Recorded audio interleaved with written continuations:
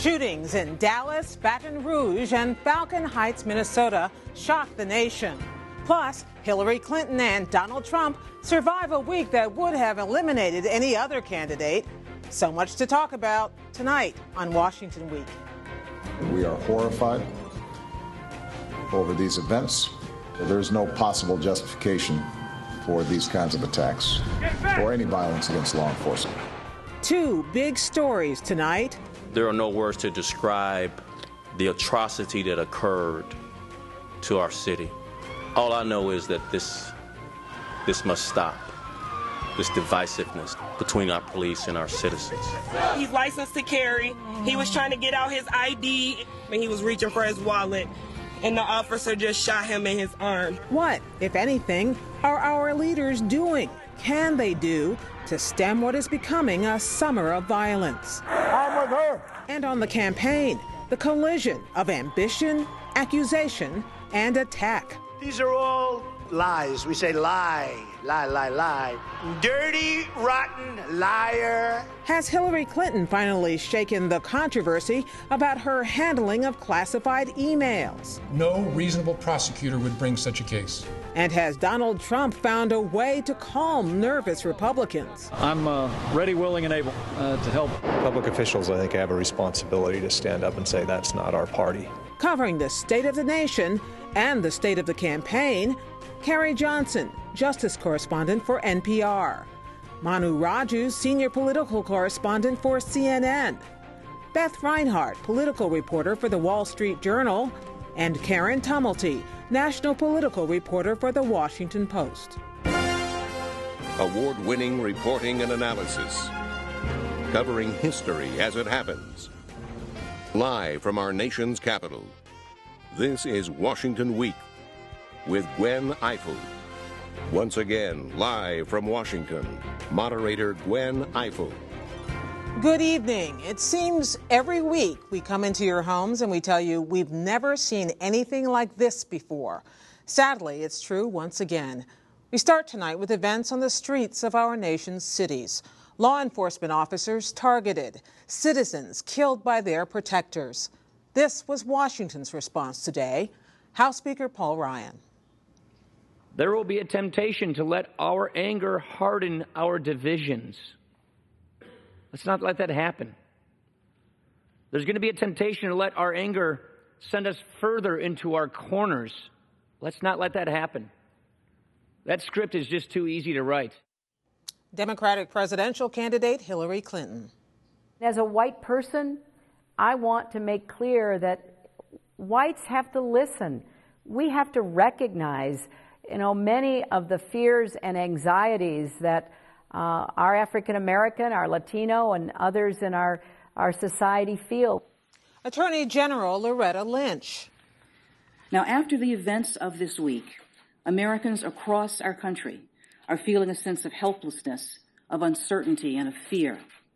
Now, these feelings are understandable and they are justified, but the answer must not be violence. The answer is never violence. Even Donald Trump opted against the inflammatory, calling in a statement for love and compassion.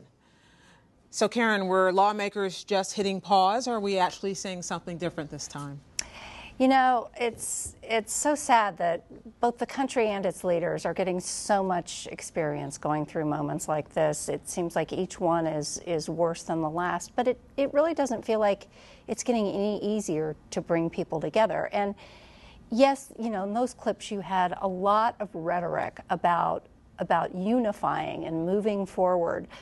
But you also, by the middle of the day, had, in this political system, which has become essentially zero-sum, where, you cannot acknowledge one kind of horror without being accused of diminishing or excusing another kind. So we found by this morning, President Obama was being accused of having, given some kind of horrible permission to what happened in Dallas. We saw, politicians all across the spectrum, already positioning themselves to try to get some kind of political advantage out of this. Manu, we are used to hearing the reaction, the people going to the floor of the House, the people walking to the microphones to say, My thoughts and my prayers. But what about action then? We have seen the reaction after Orlando. We have seen the reaction after any number of mass shootings and individual shootings. What about the action? Well, there's not a whole lot of action where the two sides can agree upon. We've reached a point where, as Karen said, gridlock in Washington. I mean, if you look at the one thing that Democrats in particular are pushing for is some sort of gun violence, gun control measure. I mean, Congress couldn't get something done after Sandy Hook, and that was one of the most unspeakable tragedies, and that was in 2012. There was a Democratic Senate at the time. They tried to pass a universal background checks bill, and it's still stalled. Right now, Republicans can control Congress, and there's no way that universal... That's always going to happen. Is gun control the natural fallback, though? Is that the natural action? For Democrats, certainly. And the disagreement from the Republicans, they said, this is not an issue about gun control. They believe it's an issue about behavior, about mental health. It's about a broader strategy on counterterrorism. When you look at potential terrorist suspects getting into the country, dealing with homegrown extremists. So the two parties are just in completely different ballparks about what is the root of this problem, which is one reason why they're not going to get anywhere. So, Carrie, is there then, assuming that there is not a legislative action to be taken, is there a legal one? We saw this was at the heart of these actions this week, these events, was law enforcement in every case, whether it was law enforcement acting out of school or law enforcement as victims. So from the White House and the Justice Department, there was a re-emphasis on the 21st Century Policing Commission the president instituted after Ferguson and Trayvon Martin and some other awful incidents of the recent past. And those commissions recommended things like police treating communities, acting as guardians, not warriors, police treating communities as their clients in a way, Glenn. And so many, Gwen, and which so we heard happen in Dallas. It did happen in Dallas, and yet we still had this awful shooting where at least 5 law enforcement officers just takes one dead. person. One person. I want to ask both Beth and Karen about this because the political part of this, we've heard what the candidates said and what they say, but today it felt like a little different in that we heard conservatives start to say, I do understand. After silence, by the way, mostly in the wake of what happened in Minnesota and Baton Rouge, today I started hearing people like Newt Gingrich and others say, well, maybe I'm beginning to see the point. Right. And it's very striking to see how different Donald Trump's reaction was compared to after Orlando. If you remember, after that horrible shootings, he had those tweets that seemed to congratulate himself about, being able to recognize terrorism. And then he had that strange insinuation about the president being sort of in cahoots with the shooter. This time, his message on Twitter was, very calm and after having said nothing about Minnesota. That's true. He had, and Hillary Clinton had, and he hadn't. And then he offered his condolences, and then, to my great surprise, he talked about the senseless deaths in Louisiana and Minnesota. And if you've been to Trump rallies, he frequently is like, let's give it up for law enforcement. And he's big on supporting the police. Not that I'm saying you can't be on both sides, kind of like what you said, but it was striking that he took a moment to notice those deaths too. And sorry, I'm the glass half full person here, but at the same time, Trump's statement referred to the 2 men who were killed by police officers as motorists. It did not suggest that first of all, one of them wasn't a motorist in Baton Rouge. It was a man who was outside a convenience store selling CDs in a parking lot. But his statement did not mention or acknowledge that there could have been any sort of racial factor in this at all. Except that I suppose, I don't know if I'm glass half full or empty anymore because we seem stuck at the same level. But I do wonder whether at the beginning of listening to one another is you begin to hear the point that the other side might be making when in fact, you can still find the people pointing, doing the zero-sum game. But it felt like a little bit different today. Maybe I'm wrong. Well, also, I'm sorry, just to also recognize about Trump's statements, these were his statements, and Donald Trump via statement is a lot different than Donald Trump unleashed at a rally. And so we haven't seen him in the flesh talking about this. And, just 2 days ago, or on Wednesday, he was up in Cincinnati talking about, these inflammatory tweets and remarks he had made about Saddam Hussein, really digging in. So that's the Trump we see on the stuff. It's very different. But there's still a lot of blame game going around, too. I mean, even I was in the Capitol today, a lot of Democrats were pointing the finger at Republicans for being complicit for not allowing votes on things to stem gun violence. So clearly that, even as we're saying, that maybe something is different, they still go back to the same partisan attack lines at the end of the day. But outside of Washington, you've got to think that the advent of these videos, in particular this video outside of Minnesota, where you have this woman whose boyfriend or partner has been shot as part of a traffic stop when he was just trying to pull out his ID, she says. And she has the presence of mind to start recording on her cell phone. And you hear her 6-year-old daughter say, "I'm with you, Mommy. I'm here. It's going to be okay." That kind of experience, I think, does touch regular people outside Washington, and perhaps some of that messaging gets back to the people. It's the question is whether the regular people, if Washington is listening to the regular. Well, we have 72 hours since that event, maybe 36 hours, so it's unclear to know what, because in Washington things have a way of returning to their natural level. But path forward, do you see?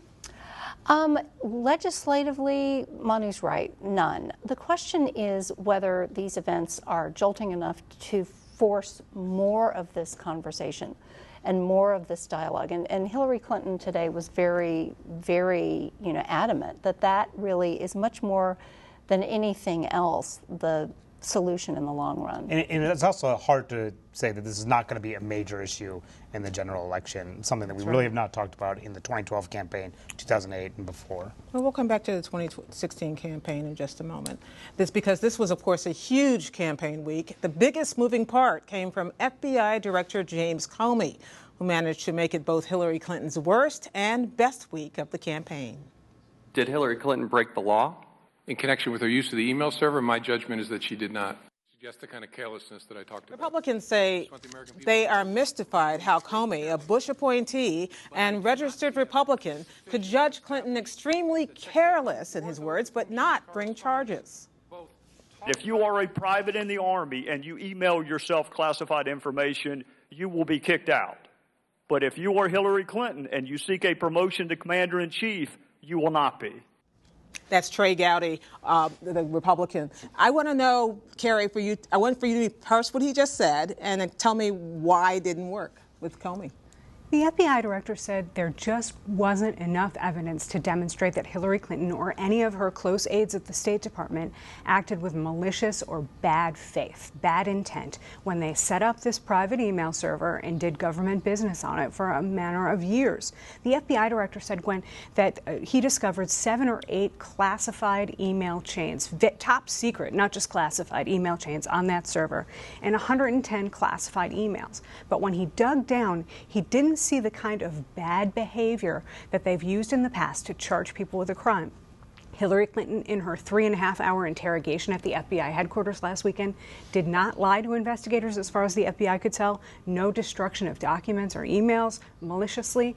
And there wasn't any evidence that she intended to be disloyal to the U.S. government or engage in espionage in any way. Now, one thing that Republicans have cited is that the FBI director's suspicion that Hillary Clinton may have been hacked. He didn't have direct evidence of that, but he said it's possible. And that's a devastating conclusion. Except he seemed to be a lot less strong about that at the hearing than he was at his announcement, even just 2 days later. Manu, you were in the room at the hearing, and I was struck throughout the hearing. There were a lot of ways which members could have gone. And what they would generally give was long speeches about what they thought was crazy, but then not follow it up with a question that really nailed. What a shock, right? It's amazing for members of Congress to grandstand. I thought that there were, Comey made a pretty convincing case about why he could not bring charges, but I think that Republicans were satisfied in making the political argument that clearly that she did something very wrong, and Comey said a number of things that could help that argument. One of them saying that it was a reasonable assumption that the deleted emails contained classified information, also saying that maybe that she wasn't sophisticated enough to understand the classified markings on the emails chains. And also, there's going to be... every grandmother in America would get, but maybe not many former secretaries. Exactly. And, also saying that if she was an FBI employee, she would be fired potentially or face disciplinary actions. And Republicans are planning on sending a letter of inquiry to the FBI to launch another investigation to see whether or not she lied to the Benghazi committee last year when she said that she did not send any classified material that was marked classified through her private email servers. Now, that will be difficult to prove, too, so you have to prove intent, but it'll still keep the political argument alive. Yeah, I must say that having lived through the George W. Bush administration and investigations thereof, there were many, many perjury referrals or false statement referrals for lying to Congress, and I can't remember one where a case was actually very hard. made. Right. Moreover, Comey was brilliant in terms of bringing up the case of General David Petraeus, the former CIA director, and pointing out that Petraeus who was a favorite of Republicans, had engaged in much worse behavior in the FBI's view than Hillary Clinton. Yeah. But Beth, if you're Hillary Clinton's campaign this week, and all the things we've just said sound perfectly horrible, they're still not so unhappy. A very big sigh of relief that there will not be criminal charges, that the investigation is closed. That gives them something to say. This matter has been resolved. She has her talking points down pat. She acknowledges it was a mistake and that she wouldn't do it again. But she did in an interview, at least one or two interviews today, push back a little bit at because the FBI director did use such pretty strong lange to describe her. She told Judy Woodruff, among others, that this reckless idea, that her staff had been careless, was not true. She pushed back, and Hillary Clinton has a history of not being able to admit mistakes very fluidly, as many politicians do. It's not just her. And so I'm not sure that people are satisfied with her response. Karen, you, like I, have covered the Clintons for years, and in the end, if she came out smelling marginally better, not like a rose this week, it's the distinction between intention and mishandling. And sometimes it's always that definitional stuff when it comes to Bill or Hillary Clinton. Yes, we can go right back to the meaning of is here, but the fact is that Comey has given the Republicans a lot to use against her this fall, that her single biggest political problem right now is that a majority of Americans consistently in the polls say they don't trust her. This is sort of a pattern throughout her career. It goes all the way back to refusing to turn over the Whitewater documents, a scandal that turned out to be, I think, arguably not about much. But because she refused to do that, because she wouldn't be transparent, she triggered an independent counsel, which snowballed into ultimately an impeachment inquiry. And in the end, it all comes down to paper or digital paper, and you can get completely covered in it and just say, let's move on, which is what Bernie Sanders did when he said he didn't care about the damn emails, something I'm sure he's regretted many times. Okay, now we move finally to Donald Trump, who veered from defending a widely derided Star of David post on his Twitter feed this week to issuing a measured and unifying statement today on the police shootings. In between, he attempted to make peace with his party. What are we seeing here, Manu? Did he pull that off? Mixed reviews. This is the first time that he came to Capitol Hill to meet with House and Senate Republicans as a full conference since becoming the presumptive nominee. He spent the first part of the day talking to House Republicans. It went generally well, based on talking to the House Republicans who were there. Not everyone was totally thrilled about things that he said. He misstated the number of articles in the Constitution, for instance, and small detail. He received some applause for his remarks. But then when he went over to the Senate Republican side, it was still overall a relatively collegial affair. But he got into an argument with Jeff Flake, the Arizona Republican, who is not endorsing Donald Trump, and he criticized him, Flake did, over Trump's comments about Mexican immigrants. And Trump responded and said, I will try to defeat you in your election this year. Except Jeff Flake is not up for re-election this year. And he also criticized Mark Kirk of Illinois, a Republican senator who is not endorsing Donald Trump. And that didn't go over very well. No, I bet not. Beth, for the biggest part of the first part of the week, so much conversation about this tweet that he sent out involving a six-pointed star. I had to count it up myself, which was widely considered to be anti-Semitic, lifted from a right-wing site, and which they yanked it out, then they said it's not what it meant, and then he said, I'd put it up again. What was that? Right. So this was a six-pointed star against a backdrop of cash. And the words corrupt, and also, of course, the picture of Hillary Clinton. But I think, it was the six-pointed star and the cash and the words corrupt that sends up red flags for in the Jewish community. And you're right. If there was nothing wrong with it, why did it come down? And was the star replaced with a circle?